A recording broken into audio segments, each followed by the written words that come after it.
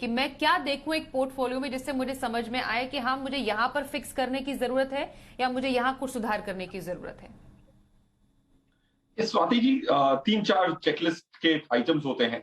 Point तो पहला तो होता है एसेट एलोकेशन। जो आपने निर्णय किया है, क्या वो निर्णय पे आपको अड़े रहना है या कुछ एसेट एलोकेशन में बदलाव करना है, ये पहली इंपॉर्टेंट चीज है।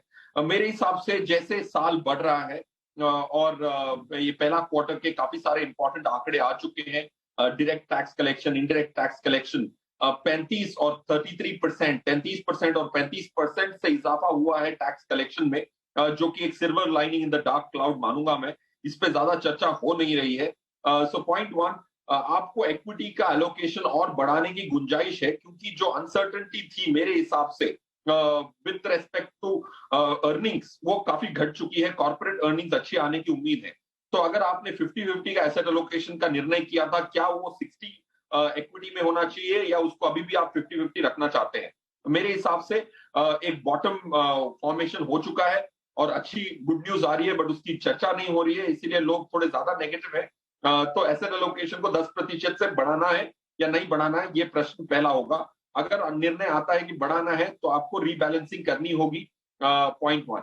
पॉइंट टू, आपको देखना है कि जो भी आपने निर्णय लिया है एसेट एलोकेशन का, 50-50 में अगर बरकरार रहना है फॉर एग्जाम्पल, तो आपको जो एसेट एलोकेशन में इम्बैलेंस आया है उसको आपको रीबैलेंस करना है। बट ये इवेंटफुल ईयर में जहां निफ्टी चालू हुई थी वहीं की वहीं है आज। तो मेरे हिसाब से एसेट एलोकेशन गड़बड़ाया इतना नहीं होगा, क्योंकि मार्केट मूव नहीं की है, घूम फिर के वहीं आ गई है फॉर्चुनेटली।